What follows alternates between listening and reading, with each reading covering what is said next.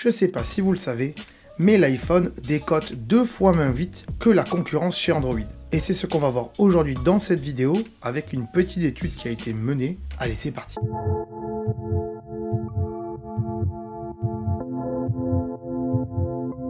Donc une étude s'est penchée sur la décote du prix de nos smartphones et ce 4 ans après leur date de sortie. Sans suspense, on peut donc deviner que l'iPhone s'en tire très bien, avec des décotes 2 fois moins lentes que celles de la concurrence chez Android.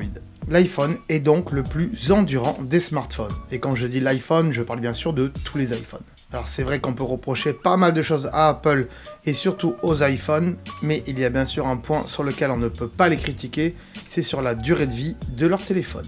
Alors on peut déjà comparer ça assez facilement. Si on prend un iPhone 6S et un Samsung Galaxy S6, qui sont sortis tous les deux en même temps en 2015, eh bien on peut se rendre compte à quel point Apple soigne la durée de vie de ses smartphones. 6 ans plus tard, on constate qu'Apple met toujours à jour son iPhone 6S. Même si dans quelques temps, avec l'arrivée d'iOS 15, ça m'étonnerait que l'iPhone 6S passe à iOS 15, mais bon, il y aura quand même toujours des mises à jour de sécurité. Comme on peut le voir sur les modèles d'iPhone 6 tout court, qui ont toujours des mises à jour de sécurité avec iOS 12.5, etc., etc.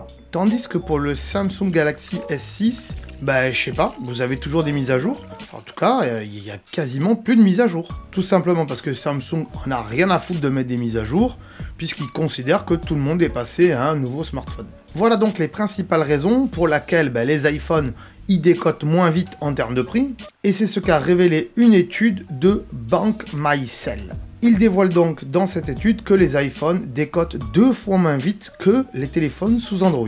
En un an, un iPhone perd 16,70%, là où les téléphones Android, eux, perdent 33,62%. C'est énorme. La deuxième année après la sortie d'un téléphone, un iPhone perd 35,47% contre 61,50% chez Android.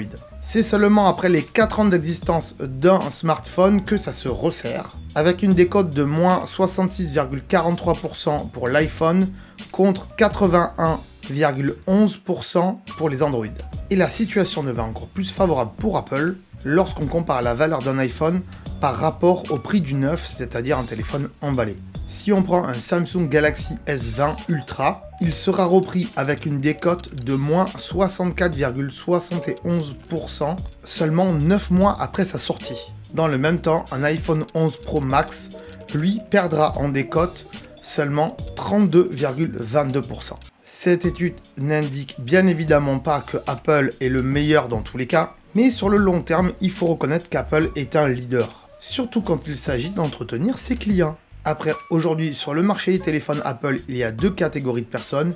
Il y a ceux qui veulent la dernière technologie au dernier moment dès que ça sort et qui vont changer d'iPhone tous les ans. Et ça, c'est un autre sujet. Et il y a ceux qui vont changer de téléphone tous les 2, 3, 4, voire 5 ans. Et dans ce cas-là, il vaut mieux que le téléphone dure le plus longtemps possible, qu'il soit robuste et qu'il marche toujours sans bug, pour que le jour où cette personne-là va vouloir changer son téléphone, eh bien elle va se dire mon iPhone était robuste, donc je vais prendre un nouvel iPhone et rester chez Apple.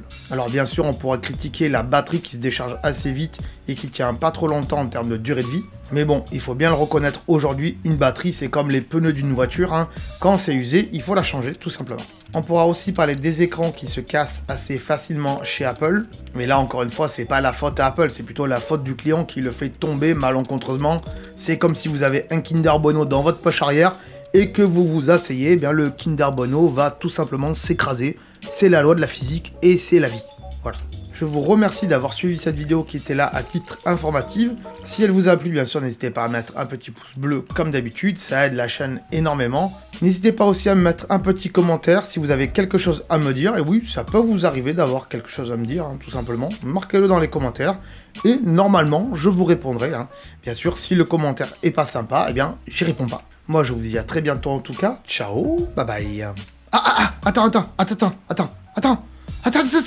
Là. Attends de partir, j'allais oublier. Tu peux aussi me suivre sur les réseaux sociaux. Ici, voilà. Tu peux t'abonner à la chaîne ici. Voilà. Ici, voilà. Là, voilà, tu t'abonnes. C'est pas mal. Voilà. Comme ça, tu peux voir toutes les vidéos qu'on a fait sur la chaîne. Et en plus, c'est gratuit. C'est pas comme Netflix. Tu peux aussi regarder les vidéos que je te propose ici. Voilà, ici, elles sont là. tu peux les regarder éventuellement, hein. Ça peut t'intéresser, hein, voilà, là. Sinon, je te remercie de t'être abonné et je te dis à très bientôt.